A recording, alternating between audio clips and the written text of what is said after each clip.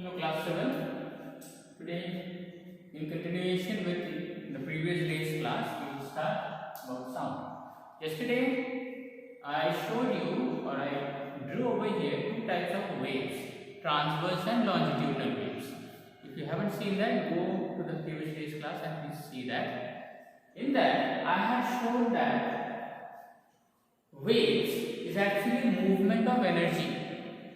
Now we have different forms of energy, light energy, sound is also a form of energy, electrical energy, okay, and so many nuclear energy. Alright, all these energies they move forward. Remember, any body which has energy will move. Alright, heat also moves. So similarly, sound also moves. Now how sound moves?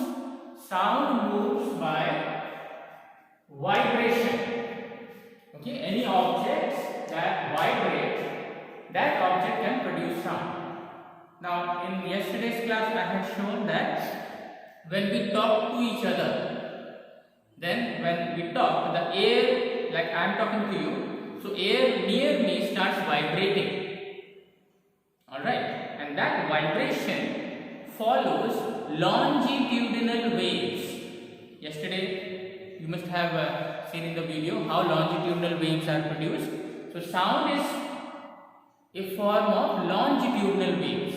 The particles of air as I am talking will vibrate longitudinally and move from one place to another. Okay. So sound is a longitudinal wave. Please remember that. So how sound is produced? Any object that vibrate, or in short, vibrations produce sound.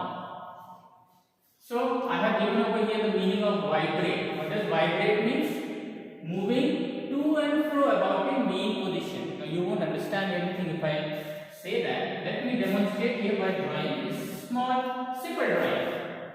You hold a rubber band between your two fingers, straight like this. Extend it, stretch it, and hold it.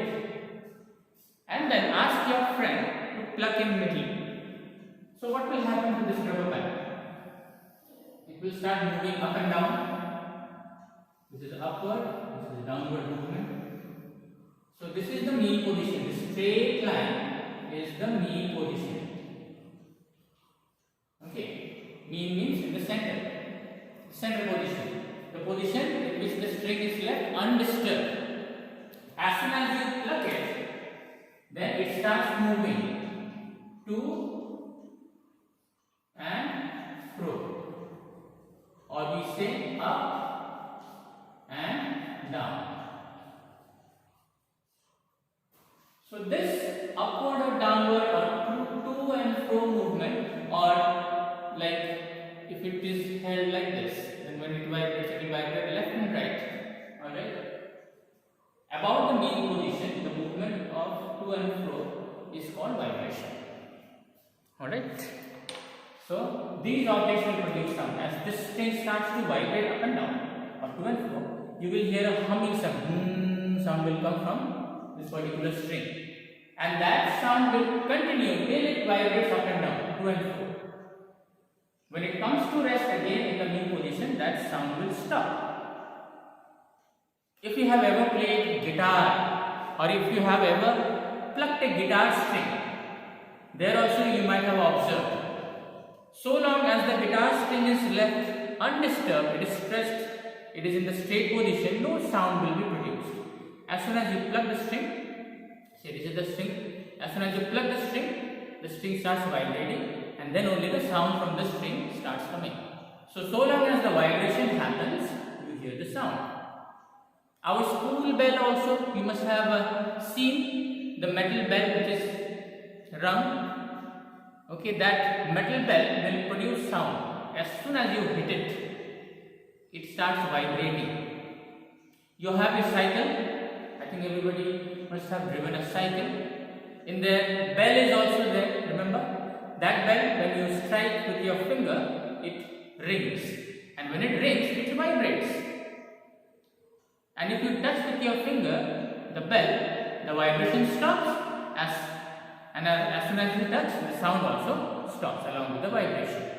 So long as the objects vibrate, that is move up and down or moves to and fro about the mean position, it produces sound. So vibrations produce sounds.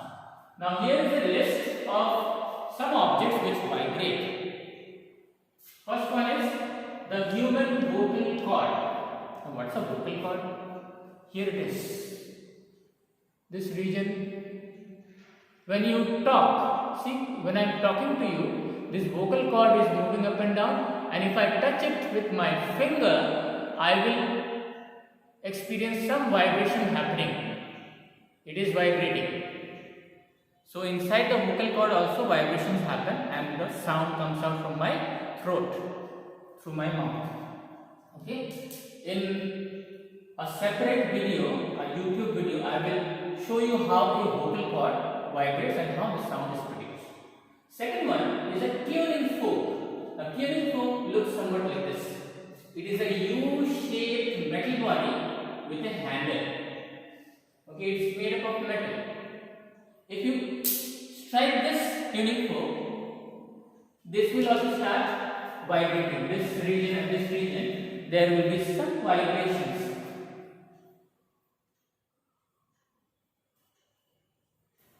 Okay, these two wings of the tuning fork will start to vibrate, and when that vibration happens, there will be a humming sound coming from this tuning fork. So that is also vibration producing sound.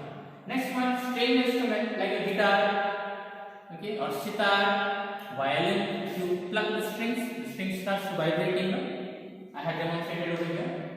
So string instruments vibrate. Drums. When you play drum, the skin of the drum when you hit it, that also starts vibrating, and then only the sound from the drum comes. Bells vibrate. I have mentioned about our school bell. It rings when the period is over, no? One period to next period, then the next teacher comes. So that period when it ends, the bell is strung, that bell also vibrates. So these are the list of things which vibrate, and we can go on adding more and more. We can go on adding more and more objects which vibrate and sound is produced.